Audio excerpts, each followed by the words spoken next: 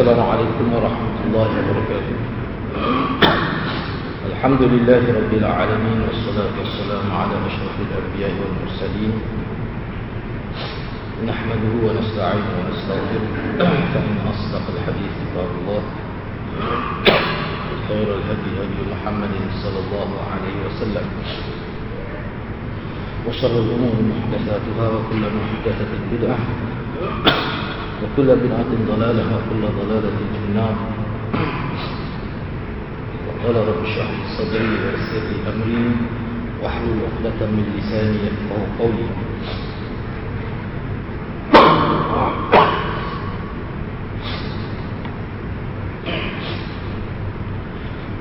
Alhamdulillah, syukur kehadrat Allah Subhanahu wa taala. Dan pada malam ini kita dapat bersama. InsyaAllah pada malam ini kita nak sambung membicarakan hadis yang ke-28, iaitu hadis seperti mana yang dapat hadirin dan hadirat lihat di bawah tajuk mentaati pemerintah, berpegang kepada sunnah dan meninggalkan bid'ah. Yang mana hadis telah kita bincang pada minggu lepas sebahagiannya secara mukaddimahnya. InsyaAllah pada malam ini kita nak sambung lagi perbincangan berkaitan hadis yang sama. Dan saya baca sekali lagi hadis ini untuk peringatkan hadirin dan hadirat. An Abi Najih Al-Irbad bin Sariyah radhiyallahu anhu qala wa'adhana Rasulullah sallallahu alaihi wasallam maw'izatan wajilat minha al-qulub wa zarifat minha al-uyun faqulna ya Rasulullah ka'annaha maw'izatu muwaddi' fa'awsina qala usikum bi taqwallahi 'azza wa jalla was-sam'i wat-ta'ah wa in ta'ammara 'alaykum 'abd fa innahu man ya'ish minkum fasayara ikhtilafan katsira فعليكم بسنتي وسنة الخلفاء الراشدين المهديين عضوا عليها بالنواجذ وإياكم ومحدثات الأمور فإن كل بدعة ضلالة. رواه أبو داود والترمذي وقال حديث حسن صحيح. Diriwayatkan daripada Abi Najih Abi Najih Al-Irbad bin Sariyah radhiyallahu anhu, beliau berkata, Rasulullah sallallahu alaihi wasallam memberikan kami nasihat yang membuat hati kami bergetar dan air mata kami bercucuran. Maka kami berkata, ya Rasulullah, seakan-akan ini merupakan nasihat perpisahan, maka berilah kami wasiat. Rasulullah sallallahu alaihi wasallam bersabda, saya wasiatkan kalian agar bertakwa kepada Allah Taala, tunduk dan patuh kepada pemimpin kalian, meskipun yang memimpin kalian adalah seorang hamba. Kerana di antara kalian yang hidup selepas ini akan menyaksikan banyak berlaku perselisihan. Hendaklah kalian berpegang teguh dengan ajaranku dan ajaran Khulafaur Rasyidin yang mendapat petunjuk. Gigitlah, yang digenggamlah dengan kuat dengan geraham-geraham kamu. Hendaklah kalian menghindari perkara yang diada-adakan, kerana semua perkara bid'ah adalah sesat. Hadis ini diriwayatkan oleh Abu Daud dan Imam Tirmizi. Ia berkata hadis ini hasan sahih. Jadi pada minggu lepas kita telah berbincang beberapa perkara. Cuma kita nak tengoklah, sebab minggu lepas kita tidak banyak paparan yang saya boleh tunjuk pada hadirin dan hadirat. Pertama sekali kita nak lihat dari segi kedudukan hadis ini. Ini saya ambil sebahagian antara pandangan Ibn Rajab, sebab dia ada tulis syarah Matan Arba'in. Kita tengok apa kata-kata. Dia kata kata-kata Nabi kullu bid'atin dhalalah ini adalah termasuk dalam jawami'ul kalim. Jawami'ul kalim seperti yang sudah acap kali kita bincang bahawa kata-kata Nabi yang ringkas tetapi maknanya luas. Sedikit ucapnya tapi banyak fahamnya. banyak pemahaman yang kita boleh ambil daripada kata-kata Nabi. Dan Jawami'ul Kalim ini menurut ulama merupakan salah satu ciri daripada ciri-ciri hadis Nabi yang sahih. Ciri hadis yang sahih. Bahkan salah satu kaedah nak mengenali hadis yang tidak sahih, yang maudhu' adalah melihat kepada uslub dia. Uslub yang longgar, tidak menepati kehendak bahasa, tidak melambang ketinggian bahasa, itu salah satu tanda bahawa hadis itu adalah tidak sahih. Dan waktu itu payah kita sebagai orang awam ni, payah orang itu biasanya ulama. Kerana boleh dikatakan ulama Islam ini keseluruhan. Kalau kita perhati budaya pengajian mereka, peringkat awal semuanya para ulama lah yang hebat-hebat, semuanya memperkukuhkan penguasaan bahasa Arab, sehingga siapa peringkat boleh bersyair, boleh menentukan kesahihan bahasa, sehingga dia boleh bahasa ni tidak melambaikan bahasa zaman Nabi, bahasa ni tidak melambaikan bahasa di zaman sahabat. Sampai begitu sekali. Mama penguasaan bahasa, sebab tu penguasaan bahasa ni dijadikan syarat untuk menjadi mujtahid. Seorang itu tidak boleh dianggap mujtahid kalau lemah dalam penguasaan bahasa Arab. Bahkan kita kata Nahjul Balaghah tu, yang kononnya diisnadkan kepada Sayyidina Ali pun, mana ulama tak terima. Sebab ulama buat kajian bahasa dia tidak menunjukkan bahasa di zaman Sayyidina Ali. Ulama tak terima. Bahkan Yusuf Qardawi pun dengan tegas dia kata ini bukan kata-kata Sayyidina Ali. Nahjul Balaghah yang dikatakan kitab paling sahih di kalangan puak-puak Syiah. Jadi kitab tu antara garis panduan yang ulama guna untuk menilai kitab itu adalah dari sudut air bahasa, uslub. Jadi hadis ini mengikut Ibn Rajab merupakan usul agama. Usul agama untuk kita tengok betul kan ni agama. Sebab serupa dengan Nabi ya dia anak agamanya. Hak kena dengan kehendak Nabi, menepati kehendak syariat berdasar pada hadis, itulah yang diistilahkan oleh dalam pemakaian syariat kita sebagai agama yang tidak serupa Nabi, yang bercanggah dengan Nabi, yang tidak ada contoh zaman Nabi, zaman sahabat, walaupun dibuat oleh manusia, perkara itu tidak dianggap agama. Maknanya tidak dianggap agama ni maksudnya tidak diterima sebagai amalan salih. Itu maksudnya. Jadi sesiapa yang mereka-reka atau mengada-ngadakan apa-apa amalan yang berkait dengan ibadat, padahal amalan berkenaan tidak ada asal dalam agama, maka pengamalnya itu dikira sesat. Tidak bermakna kafir, tapi sesat dalam amalan. Sesat dalam amalan. Kalau sekiranya bid'ah yang dibuat itu berkait dengan amalan, kalau berkait dengan akidah, itu boleh jadi wasak akidah, boleh jadi kufur, boleh jadi batal dia punya syahadah dia.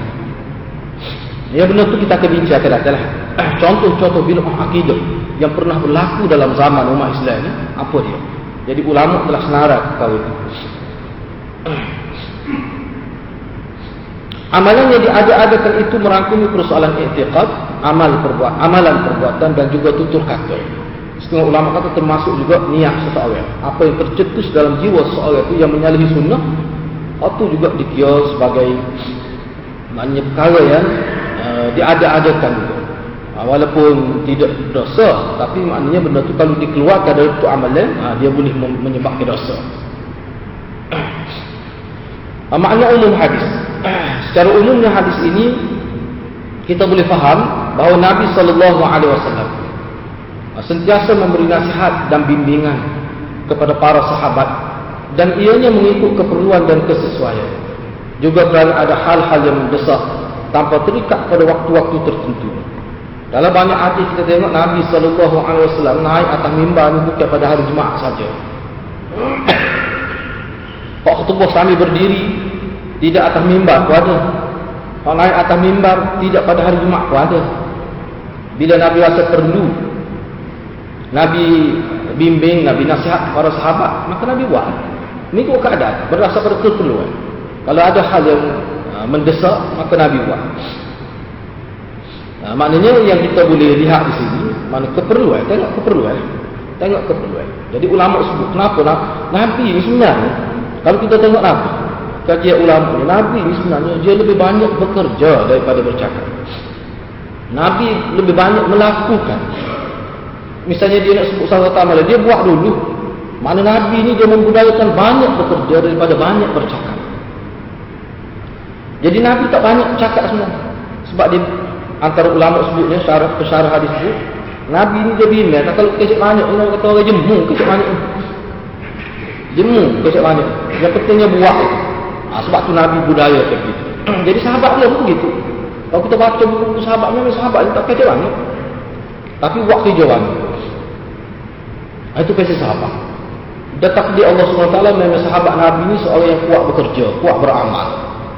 Itu sebagai rahmat, sebagai mana ujian tu tak ada orang nanti. Tidak seperti setengah-setengah Nabi lain. Misalnya Nabi Musa, Nabi Musa tu berhadapan dengan rakyat, masyarakat yang kuat protes, yang kuat kritik. Hanya saja sakit kepala Nabi Musa. Itu ujian kepada Nabi Musa.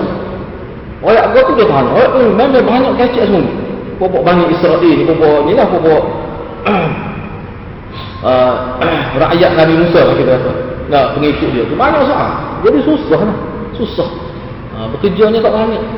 Tapi kecek tu banyak.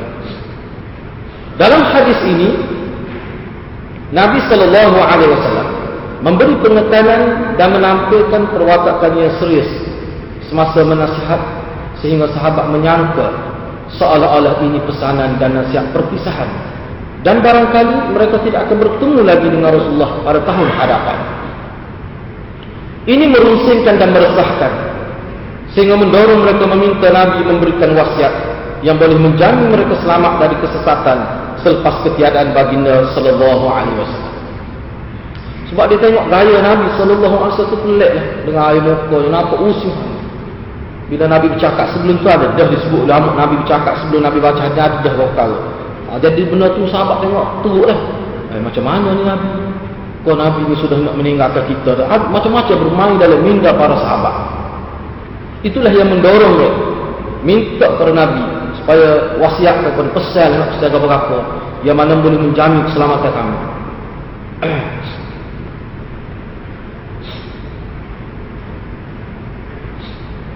Untuk itu maka Nabi menegaskan 3 perkara pokok yang wajib mereka pegangi sungguh-sungguh yang akan menjamin mereka dari keselatan.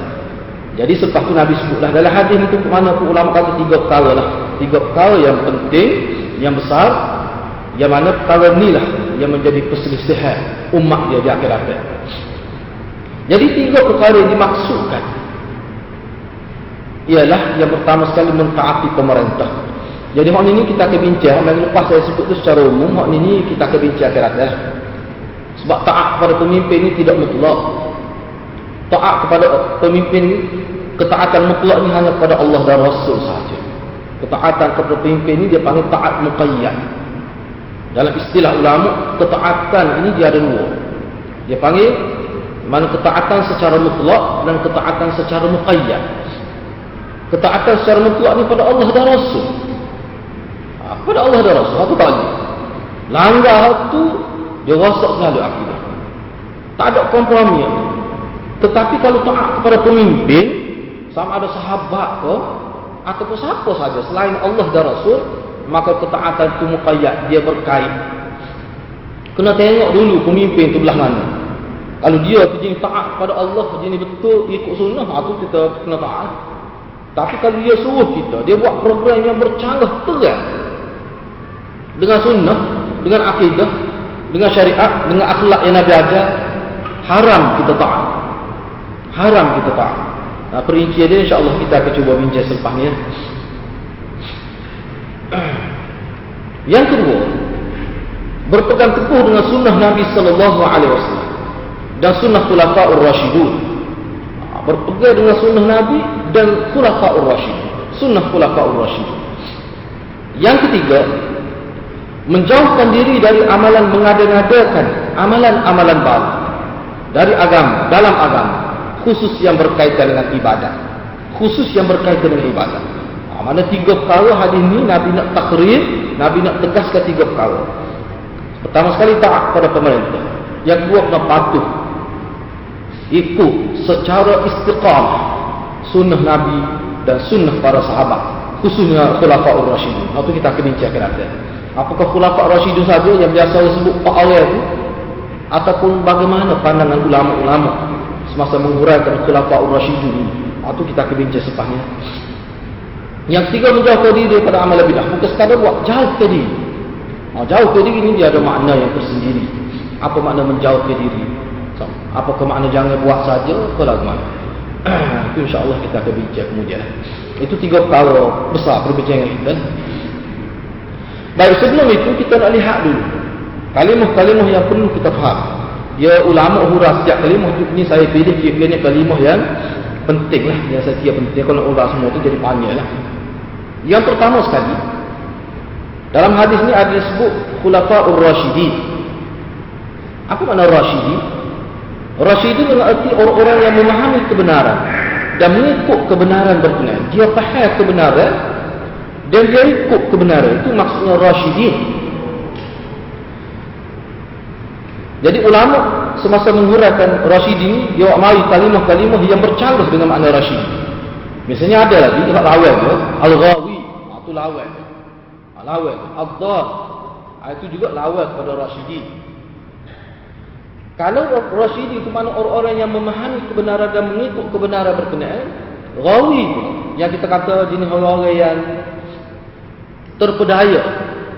Istilah terpedaya dalam agama ni mana orang-orang yang memahami kebenaran. Dia tahu benar itu apa, tetapi dia tidak mengikuti kebenaran berkenaan. Dalam istilah ulama dia panggil Al-Ghawi.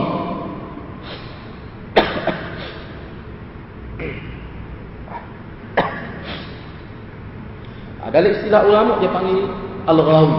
Tahu kebenaran tetapi tak ikut. Tak sih, tahu sangat. Yang ketiga, Ad-Dhal, Dhalun. Orang-orang yang tidak memahami kebenaran, apatah lagi untuk mengikutinya. Kebenaran pun dia tak nampak, kebenaran pun dia tak faham. Bahkan dia tak boleh beza apa itu kebenaran, apa itu kebatilan. Bagaimana dia nak ikut? Ini lagi teruklah. Jadi 3 perkara ni kita kena faham lah. Sebab tu Nabi SAW antara banyak-banyak doa dia suruh kita doa, Allahumma arinal haqqa haqqan warzuqna ittiba'ah wa arinal batila batilan warzuqna ijtinab. Itu antara doa Nabi.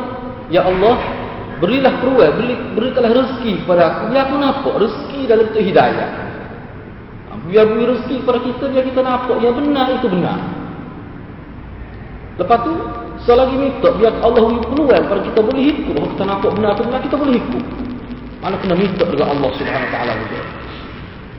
Selain daripada itu, Nabi juga berdoa, Ya Allah, biarlah aku nampak yang batil itu sebagai batil, dan berilah peluang biar aku boleh menjauhi kebatilan. Itu perkara yang perlu sentiasa kita minta sama. Dan semua ulama dia tak tinggal lepas semaya, baca. Lepas semaya, baca boleh kau jadi dia kita nampak kadang-kadang kebenaran ni duduk atas masjid payah kita nak jumpa kebatilan. Paling penting kita berhadapkan dengan masyarakat. Kita berhadapkan dengan orang ramai. Kita berusaha, kalau kita ni pemimpin, tak ditinggal doa tu. Kalau tidak mahu, tak baca doa tu tunggu. Dia jadi nampak hak salah tu benar. Sakit payah kata. Beratlah rakyat lah tu. Kalau dia nampak gitu. Jadi kena doa sama. Sebab masalah petunjuk, masalah apa ni dia bergantung pada Allah, pada hakikatnya. Pada hakikatnya kena minta dengan Allah Subhanahu Wa Taala. Nabi SAW sebenarnya doa-doa kita baca wajib dah hadis semua Nabi minta lah. Nabi amal lah. Padahal kalau nak kira Nabi cukup dah nak kira. Itu sebagai pengajaran kepada kita. Al-Mahdiyin apa maksudnya? Mungkin kita panggil istilah kita ni je. Soal ni pun mana-mana ulama tu dia bahas ni panjang. Al-Mahdiyin yang mana dalam hadis itu disebut sahabat yang Rasyidin lagi Mahdiyin. Rasyidin dengan makna tadi. Ada juga ulama kata Rasyidin dengan arti seseorang itu bertindak dengan betul, pertimbangan dia betul. Dalam masa yang sama, di samping dia itu sendiri betul, dia sentiasa berada di bawah inayah dan taufik daripada Allah SWT. Itu makna Mahdiyin. Tetapi ulama hurah dengan panjang juga. Jadi kita nak tengoklah. Penting kita tahu ni. Secara ringkasnya Al-Mahdiyin iaitu orang-orang yang dibimbing oleh Allah ke arah kebenaran. Ini memberi pengertian bahawa yang pertama, ikutilah mereka, yakni khulafa' Rasyidun, kerana jalan hidup mereka adalah jalan hidup Nabi sallallahu alaihi wasallam. Itu makna yang pertama, Mahdiyin. Makna yang kedua, mereka adalah orang yang paling kuat keinginan mengikut sunnah Nabi sallallahu alaihi wasallam dalam semua perkara dan dalam semua keadaan. Tak ada lah paling kuat ikut sunnah, paling ingin ikut sunnah para sahabat radhiyallahu anhu. Tak ada orang. Yang ketiga, Mahdiyin juga memberi erti mereka adalah orang-orang yang paling benar dan paling tepat memahami sunnah Nabi sallallahu alaihi wasallam. Para sahabat ini adalah generasi yang paling tepat memahami sunnah Nabi sallallahu alaihi wasallam. Dan ulama kita kaitkan sebab apa dia paling faham tu adalah kerana bahasa Arab. Sebab tu kita kena belajar sirah. Orang Arab ke style bila lahir anak dia dihantar ke kampung untuk disusukan. Itu budaya orang Arab. Mengikut pahaman mereka, bila seorang anak kecil tu awal usia 10 tahun ke bawah, kita letak di kampung halal, di luar kawasan pendalaman, anak itu dia akan pelekat bahasa yang asal, bahasa Arab yang original, yang tidak dicemari oleh bahasa-bahasa luar. Dan perasaan dia pun dari segi kebudayaan Arab pun dia melekat yang benar. Dia dapat menjiwai bahasa dan budaya bangsa. Itu mengikut setengah ulama kata hak ni macam jadi akidah dia, akidah dalam kehidupan dia. Memang jadi budaya gitu. Allah maknanya kita kata penyusu lah kita kata. Nah, daripada kampung mari ambil sepuluh Nabi pada Halimatus Sa'diyah. Itu anggapkan. Sebab itulah dia belajar bahasa melalui kehidupan. Jadi dia faham aja. Memang dia faham. Pokok dia boleh syair pun tidak masuk institusi kelah bahasa. Dia jadi secara jibillah. Naluri dia. Naluri bila rangsangan daripada masyarakat itu dengan kaedah-kaedah tertentu yang dia mulakan dari seawal usia lagi, maka anak-anak dia biasa jadi. Kalau tak boleh menyair itu, dia boleh menghayati syair itu sampai mereka menangis, sampai mereka tak boleh tidur menghayati syair. Itu budaya kan. Jadi benar ni sebenarnya Allah buat memang begitu. Dia jadi memberi kesan kepada pemahaman teks agama. Sebab tu ulama sebut dalam kitab, pokok kafir ni dia tentang Nabi bukan dia tak faham. Bukan dia tak faham. Ada juga dia tak faham tu teks Al-Quran, tapi kerana dia faham pelajar tu. Bukan kata dia tak faham. Qul Allah, siapa? Semua faham.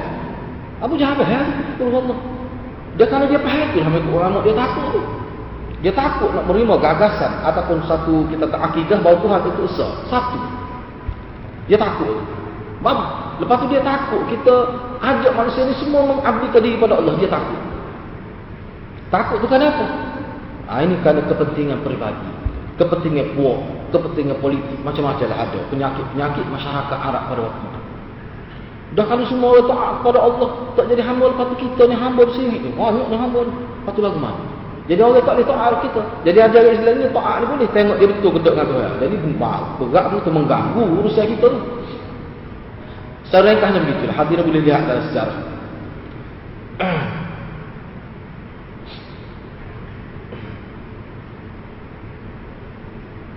Ayat keempatnya, Al-Mahdiyin yang Nabi sebut ini, mengikut ulama juga ini suatu pengiktirafan tentang kecemerlangan daya berfikir para sahabat yang membezakan mereka dari umat selepasnya. Ini mana berdasar pada hadis ini ulama kata ini suatu pengiktirafan daya berfikir sahabat yang membezakan daripada umat yang lain. Walaupun serendah-rendah sahabat, walaupun bila tu hamba. Sebab kita ni sebenarnya hakikatnya nak syurga lah. Setara bila boleh syurga lah. Kerana dia faham agama ni amal. Dia faham. Dia faham la ilaha illallah tu geria. Tuntut dia supaya beramal mengikut kehendak Tuhan. Itulah dia punya hakikat di sebalik la ilaha illallah Muhammadur Rasulullah. Dia faham. Sehingga dia beramal. Natijah daripada amal dia tu Nabi sehingga Nabi sebut berdasar pada wahyu bahawa dia ahli syurga. Bilal bin Rabah. Ketika dia tidak Islam, dia teruk, dia bilang hina hamba. Berhari-hari 3 hari paling kurang disebut oleh ulama. Dia letak di pada pasir siam malam batu atas rada. Kita tengok dalam sejarah bila dia lepas Islam, bila sempat Islam duduk segar selesa sikit Madinah, dia tunjuk atas belakang dia. Setengah sahabat menangis tengok belakang Bilal bin Rabah. Bunuh habislah rosak tubuh sahabat, diseksa oleh kafir Quraisy. Tapi dia berbangga. Sebab apa? Dengan tubuh tu dia boleh syurga. Dengan kerosakan fizikal dia tu dia boleh syurga. Berbangga dia. Kita di dalam Islam tak pernah lagi terguris kulit kita. Tak lagi ubah mutu tu acak kali dah. Tapi maknanya terguriskan nyetai pak orang nak pertahankan agama tak ada lagi. Jadi tak perlu takut sikit habuk lah sebenarnya. Dalam pak agama ni. Lepas tu tak ada orang Islam yang sampai berdekat suku Abu Jahal, tak ada. Cuma orang mahu telinga mata jebeh kita tu benda sikit benar tu. Kat duduk rumah pun ada juga orang jebeh kita. Tak pelik apa. Jadi jangan takutlah dalam beragama. Kalau sahabat tu memang lagu tu. Sahabat itu lah. Asalkan Tuhan saya tak apa. Sebab kita ni tak sudah dengan manusia. Kita ni. Kita umat Islam tak sudah dengan manusia. Kita sudah dengan Allah SWT. Tengoklah ke mana. Jadi perkara itu perlu difahami lah. Yang kelima.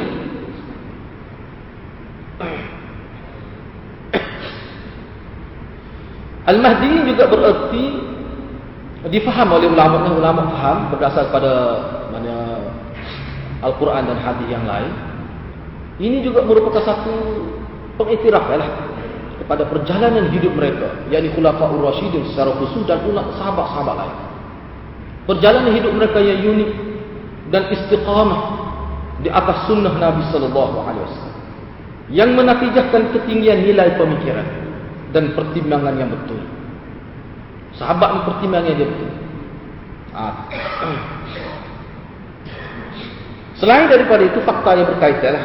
Saya sebut sebagai fakta yang berkaitan dengan hadis ini.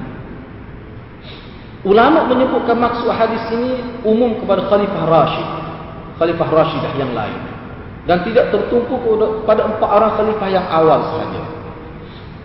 Walaupun dalam hadis ini disebut Rasyidun biasa kita faham mana bermula pada Abu Bakar As-Siddiq, berakhir di Khalifah Ali bin Abi Talib karramallahu wajhahu.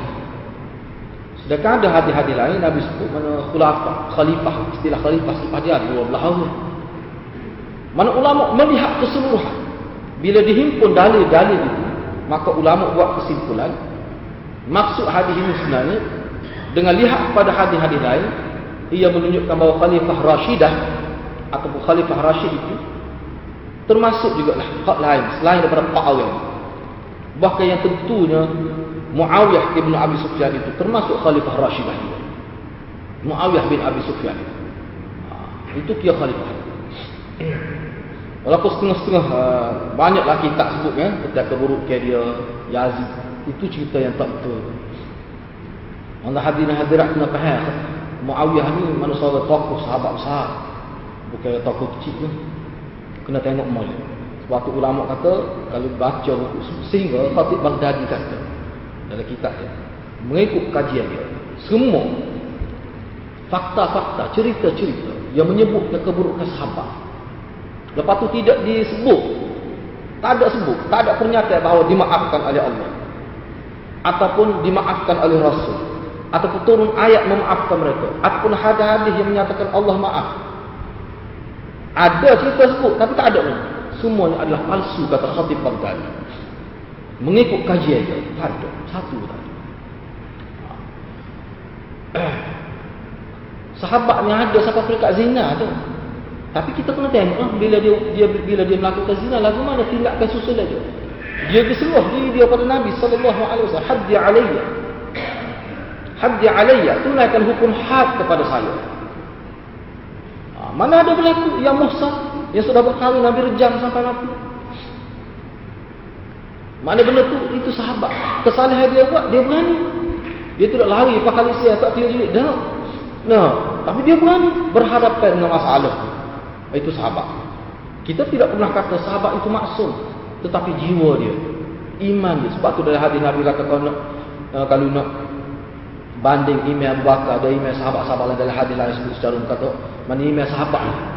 Kalau nak uji dengan umat ini, tak ada seorang yang boleh tandingi. Kalau nak gabung semua iman, umat ini pun tidak sama dengan iman sahabat. Khususnya iman Abu Bakar As-Siddiq. Tak akan sama. Banyak hadis ni kena dengan sahabat. Banyak benar. Ada bab khusus. Jadi kita kena ingatlah kalau kita baca hadis ni, jangan kita faham 30 tahun pertama saja. Ataupun 4 hari khalifah itu. Tak. Semua ulama kata kesimpulan dia tengok keseluruhan, dia sebenarnya merujuk pada semua sahabat. Merujuk pada semua sahabat. Tetapi ulama kita tidak hilang punca. Ulama kita tidak hilang pertimbangan. Walaupun dia sebut sahabat tu hebat, tapi dia tetap ada garis pandang. Dia tetap ingat kaedah. Dia tidak hilang pertimbangan. Tidak sampai peringkat bila sahabat tu kita angkat dia menjulang naik tinggi sehingga kadang-kadang jadi keliru. Nabi ke siapa dia? Tak sahabat tu. Sahabat cuba tengok. Ulama juga menyebutkan mengikut kaedah syarah, Khalifah Rashidah tidak berhak membuat syariat yang bercanggah dengan sunnah Nabi sallallahu alaihi wasallam. Ini kaedah. Tak mungkin. Mengikut kaedah syariat, Khalifah Rashidah tidak berhak. Mereka tidak boleh buat syariat yang bercanggah dengan sunnah Nabi. Lepas tu kita tengok Nabi angkat tinggi kita mau sahabat apa maksud? Sebab tu ulama kata oleh itu bila kita tengok keseluruhan hadis-hadis dari sahabat, oleh itu sunnah Khalifah Rashidah yang digandingkan dengan sunnah Nabi. Ini diganding dengan sunnah. Ikut sunnah aku dan sunnah sahabat aku. Itu digandingkan dengan sunnah Nabi. Disertakan ikut sunnah Nabi dan juga sunnah sahabat. Apa maksud? Oleh itu sunnah Khalifah Rashidah yang digandingkan dengan sunnah Nabi sallallahu alaihi wasallam. Dalam hadis ini merujuk pada amalan mereka yang sejajar dengan sunnah Nabi sallallahu alaihi wasallam. Kalau kita belajar lagi, kita buat kajian lagi, kita tengok ni tak buat kajian tak apa, baca ulama kaji dah. Mungkin kita tahu sedap bunyi buat kajian, apa hebat nak dah baca ulama. Baca ulama pun letih lagi kita tengok bagaimana budaya sahabat dalam ittiba' sunnah ni. Tak berlaku ke zaman sahabat ada sahabat-sahabat kecil, sahabat awal selain sahabat atau pihak molek tu tiba-tiba tersalah buat sunnah. Ada. Sahabat tegas lah. Sahabat-sahabat besar ke tegas lah. Bahkan zaman Sayyidina Umar ada sahabat. Ada sahabat. Duk ngatip di masjid. Duk ngatip saja. Tak buat kerja, dia boleh hajat haji. Kenapa tak ada buat kerja? Duk ngatip saja. Dia pergi anak waktu dia atas kotak tu, aku pukul lagi. Tu, buat kerja. Buat kerja. Sebab bagi sahabatnya dia kata tak ada benda yang paling terkutuk hidup ni, duduk saja. Menganggur itu mengikut ulama, mengikut sahabat lah. Dalam pemahaman sahabat, menganggur itu, tak ada kerja itu, ada satu pekerjaan asyarrun nas fil alam. Asyarrun nas fil alam. Manusia yang paling teruk dalam dunia, kata sahabat, al-batalah, menganggur, tak ada kerja. Tak nak sahabat, tak ada kerja. Tak nak sahabat, tak ada kerja. Jadi benda paling jelek.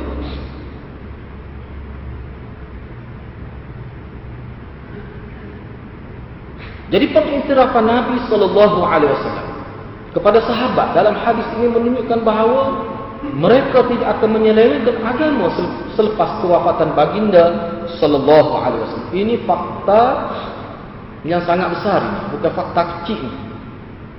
Radhiyallahu anhum wa radu an. Banyak ayat-ayat tu yang menyebut kuntum khaira ummatin ukhrijat linnas, dan ayat-ayat seumpama itu dah hadis Nabi cukup banyak. Tak usah terus. Bila kita kata kembali pada Nabi, kembali pada sunnah sahabat, jangan rusi. Sebab tu Nabi jangan rusi, sebab Nabi jamin. Jadi jangan berada dalam kepala kita bahawa lama salah ke sahabat. Tak usah bimbang. Kalau kita bimbang ke pokok kita, kalau tidak ada jamin ni, hak tu kita kena bimbang. Kalau ikut Nabi itu sahabat, insya-Allah berdasar pada janji Allah dan janji Rasul, insya-Allah selamat. Sebab itulah kalau mengikut salafus soleh kita dulu, wajib apa yang kita kesal dalam kehidupan pendidikan kita sekarang, tak ada satu sukatan yang serius dalam bab sahabat, tak ada satu sukatan yang serius.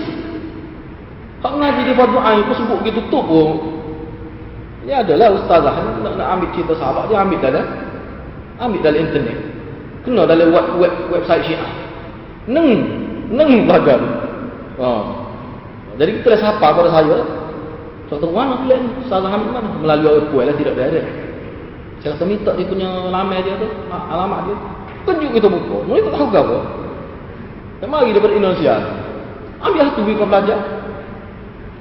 Abu Talib masuk belajar lah tu dia start kita. Nah, jadi benda-benda begitu. Banyak kali benda lain. Sahabat ni ada juga yang melakukan dosa. Memang betul gitu, betul. Tetapi kalau ahli sunnah wal jamaah dia tak kecek setakat tu aja. Dia sambung lagi ayat. Misalnya dia sebut, dah, ni dah ada web. Dia kata sahabat lama sahabat Nabi melakukan kesalahan. Gitu je. Boleh keliru tu. Boleh keliru. Nyatakan 10 kesalahan sahabat yang bercanggah dengan ahli sunnah wal jamaah. Jawab ni. Bagus tu. Waktu sebut tentang sahabat lah, teruk lah. Teruk. Jadi kena-kena beri banyak website lagi. Jadi kadang-kadang guru tu dia tengok tajuk, lepas tu dia nak ambil baca lagi dari internet. Juga. Hak mengaji lagi ni. Hatta ke pensyarah tu web Syiah. Tunjuk khabar pensyarah. Kena beringat. Kena tahu garis panduan, kaedah. Jadi pengiktirafan Nabi, kita kena ingat gini. Kena faham kaedah. Bila Nabi sebut sesuatu itu daripada Allah. Bila Nabi sebut sesuatu itu daripada Allah. Dalam Quran pun sebut wa ma yantiqu 'anil hawa in huwa illa wahyu yuha. Itu jelas. Jadi bila dia kata sahabat ini ikut sahabat, kena ikut. Mana kena tahu amalan sahabat. Imam Syaukani, ni saya nak sebut pernyataan Imam Syaukani sebab ni pernyataan dia maulid. Dia hurah banyak-banyak asal tangan ni kita sahih ni maulid. Apa kata Imam Syaukani ketika menghuraikan Al-Mahdiyin ini? Al-Mahdiyin ini dia kata maksud sunnah dalam hadis inilah cara hidup. Dia kata seolah-olah Nabi berkata gini, kami taklah mana istiqamah, kita capu tak apa dia jari.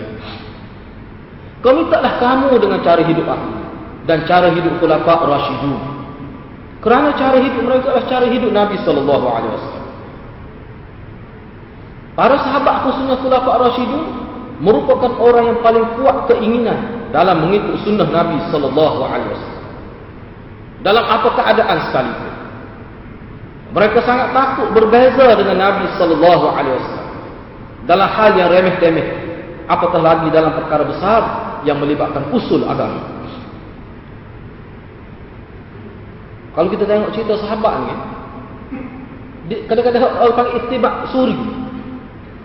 Ikut secara suri, Nabi tak suruh misalnya. Ada sahabat tu dia rendah, dia lalu ke pokok, dia tunduk. Sebab masa Nabi hidup itu Nabi tunduk lalu pokok. Padahal dia tak kena, pokok dia tak tunduk, pokok dia rendah. Sahabat lain kata kepada dia, "Mu tak payah tunduk kan. Kalau mu ngakak gitu, kepala aku tak setuh dah." Dia kata apa? Dia kata, "Aku ingat Nabi buat gitu masa lalu. Muka Nabi tinggi, saya normal tinggi, memang kena tunduk belakang tu." Jadi dia tunduk juga. Dia kata, "Aku nak menghayati sunnah Nabi. Walaupun Nabi tak suruh, tapi buat kita teringat pada Nabi. Naknya teringat Nabi." Sebab itulah ulama kata, ingat ke Nabi jadi zikir kalau betul suruh Nabi. Dia ada pesan kalau betul suruh Nabi. Buat banyak kalau tak betul, tak serupa dengan Nabi, dia tidak memberi kesan pada jiwa. Tidak memberi kesan pada perubahan masyarakat itu. Tidak memberi kesan pada keberkatan itu, tak ada. Tak ada. Itu masalah ni bila mana? Itu masalah ittiba' sunnah, ikut sunnah ni, itu kesan dia. Jadi kesan kita ada payah kita nak nampak. Payah kita nak nampak. Kali Imam Ghazali dia sebut antara kesan yang paling bahaya bid'ah ni dia. Masyarakat jadi keras hati. Enggak keras hati, dia tak nampak. Keras hati. Nak nampak lagi mana keras hati? Ciri keras hati ni payah terima kebenaran. Bila orang sebut kebenaran, hak Nabi, hak sahabat pun, dia jadi payah nak terima, bahkan dia malu pula. Tidak cuba nak mengambil pendekatan yang lebih baik, pendekatan yang lebih rasional, pendekatan yang lebih hikmah. Tidak. Terus tolak di sana. Itu contoh keras hati.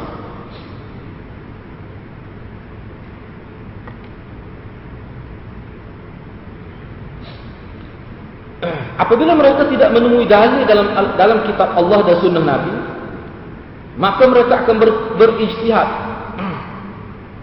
berdasarkan kefahaman mereka terhadap dua sumber utama, iaitu Al-Quran dan sunnah Nabi sallallahu alaihi wasallam. Ini jelas berdasarkan hadis Mu'az bin Jabal ketika Nabi nak hantar dia menjadi duta Nabi ke negeri Yaman kan. Nabi tanya dia, setiap kita maklum, saya tak sebut sini lah, supaya kita maklum lah. Nabi tanya Mu'az bin Jabal, Kalau mu tak jumpa lah dalam Quran dan hadis mu nak awal kalau hatimu masalah. Nak lagu timbul masalah. Nabi kata kalau timbul masalah mu nak lagu. Nak sesat lagu mana? Dia kata saya akan tengok dalam kitab Allah. Nabi kata andai tak ada dalam kitab Tuhan penyelesaian masalah itu. Mana kamu nak rujuk? Dia kata saya akan rujuk dalam sunnah. Dalam sunnah Rasul. Nabi kata kalau tak ada dalam sunnah aku, saya akan ijtihad berdasarkan minda saya, berdasarkan pemahaman saya terhadap dua sumber itu. Nabi lu dah ada dia. Nabi lu dah ada Muaz. Oh, alhamdulillah Nabi kata.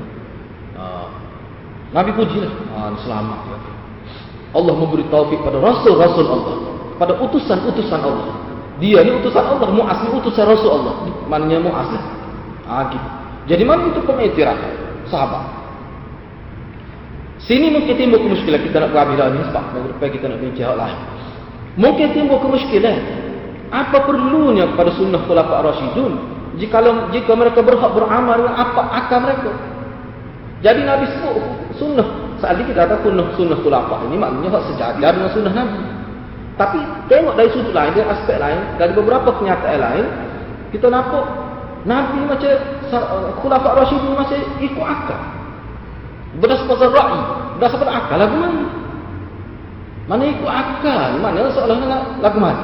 Apakah akal semata-mata secara mutlak tidak mengikut kaedah ke lagu mana? Takut ada muskil lagu tu lah. Takut ada muskil lagu tu. Ulama bertimbul kan. Jadi bila kata ikut sahabat, nampak serupa dengan Nabi ke lagu mana? Cuba tengok bagaimana jawapan. Ada umat, ni disebutnya, Syaukani sebut. Dalam hal lain tu saya tengok lebih kurang. Ada umat Islam yang sempat dengan zaman Nabi SAW, tapi tidak sempat dengan zaman mereka yang sahabat. Dan ada juga umat Islam yang sempat dengan kedua-dua zaman. Dia ada dengan zaman Nabi, dia dengan zaman sahabat. Lagu mana dia dengan zaman Nabi dengan zaman sahabat? Mana dia sahabat juga tetapi ni sahabat-sahabat duduk jauh. Mari jumpa dengan Nabi, beriman dengan Nabi, lepas tu kelip kapun dia. Dia tak banyak maklumat tentang Nabi. Dia atau orang panggil dalam Nabi, sahabat lah tu. Kalau dia mati atas Islam, mati dia sahabat. Itu mengikut tarikh. Baik, bila Nabi mati, lepas Nabi wafat, ada timbul masalah. Dalam penyelesaian Al-Quran ada. Penyelesaian hadis ada. Di situlah peranan para sahabat radhiyallahu anhu. Itulah peranan sahabat. Dan muncul di zaman mereka perkara-perkara baru yang tidak boleh disesahkan dalam kitab Allah. Tak ada maksud, tak ada secara jelas. Secara jelas tu tak ada. Jangan kata tak ada, maknanya secara jelas tu tak ada. Nak buat lagu mana? Nak rujuk sah. Lepas tu nak tengok sunnah Nabi pun tak ada juga. Maka kena rujuk pada murid-murid Nabi yang belajar dengan Nabi secara langsung, itu khulafa ar-rasyidun secara khusus ni. Maka khulafa ar-rasyidun lah yang menyelesaikannya dengan ijtihad mereka. Dan kita kena ingat, kalau kita belajar molek, kita selusur molek sahabat ni, kalau timbul masalah baru, tak ada kita jumpa dia mikir sore, tak ada. Mesti dia tanya sahabat-sahabat lain. Saya normal, saya nak bakar. Mesti bicara. Nak buat apa-apa, dia mesti bicara. Secara musyawarah itu. Mesti ada. Dalam hadis ini, Nabi SAW mengisyaratkan agar jangan ragu-ragu menerima pakai pendapat mereka, yakni sahabat itu. Dan paling minimum, hadis ini memahamkan kita bahawa pandangan dan amalan yang lahir dari mereka, yakni sahabat, khususnya khulafa ar-rasyidun itu, adalah lebih utama dari pandangan atau pendapat orang lain. Paling rendah, paling minimum yang kita boleh faham. Nabi nak ayatnya pendapat sahabat itu dia lebih baik daripada orang lain. Satu paling minimum mengikut ulama. Jadi kesimpulan, kita tengok kesimpulan secara ringkas. Jadi acap kali Nabi SAW menisbahkan sunnah kepada dirinya sendiri dan juga kepada para sahabatnya. Sedangkan tidak perlu dilakukan begitu semasa hayatnya. Kerana Nabi SAW adalah mahallul qudwah. Kita kata apa faedah Nabi ikut sunnah aku, ikut sunnah sahabat masa dia hidup. Sedangkan sahabat-sahabat dia ni tak akan langgar Nabi. Orang tak akan tanya Abu Bakar kalau Nabi ada. Apa Nabi sebut? Semua ulama kata ini yang Nabi sebut ni, yang Nabi gandingkan sunnah dia dengan sunnah sahabat, ini merujuk pada selepas dia tak ada. Bila dia tak ada, nak rujuk sahabat-sahabat. Kena tengok sahabat. Sahabat paling arif menilai sunnah aku. Sebab tu Nabi sebut, digandis sekali masa Nabi itu. Sedangkan kita terbukti para sahabat ni kalau selisih pendapat di kalangan sahabat, acak kali saya normal lihat sahabat, mari kita pergi jumpa Nabi. Mari. Setelah sebab apa? Mahallul qudwah, tempat rujuk, tempat ikut Nabi. Jadi Nabi sebut ni untuk siapa? Ni untuk siapa? Nabi sebut ni untuk siapa? Untuk kita. Untuk umat yang tak ada dengan Nabi sallallahu alaihi wasallam. Untuk kita. Biar kita ni betul meletakkan posisi sahabat dalam agama itu. Dan hadirin hadirat kena ingat. Orang kafir dia faham. Musuh-musuh Islam dia faham. Sebab tu dia serai sahabat habis-habisan. Dia serai sahabat habis-habisan dalam kitab. Banyak ketemu riwayat-riwayat palsu yang merendahkan mutu sahabat. Ni lah dia faham. Kalau umat Islam sudah longgar ikatan, tidak pegang, tidak faham molek, tidak menjadikan sukatan hidup sahabat, mudah untuk dimusnahkan umat Islam. Jadi kita kena kembali pada yang asal. Jadi setakat itulah yang kita boleh bincang pada malam ini. InsyaAllah menghadapi kita akan bincang 3 poin penting itu yang saya sebut tadi. Jadi mudah-mudahan apa yang kita bincang itu boleh menjadi peringatan dan mengukuhkan kefahaman kita dalam beragama ini. Setakat itu. Wabillahi taufiq. Wassalamualaikum warahmatullahi wabarakatuh.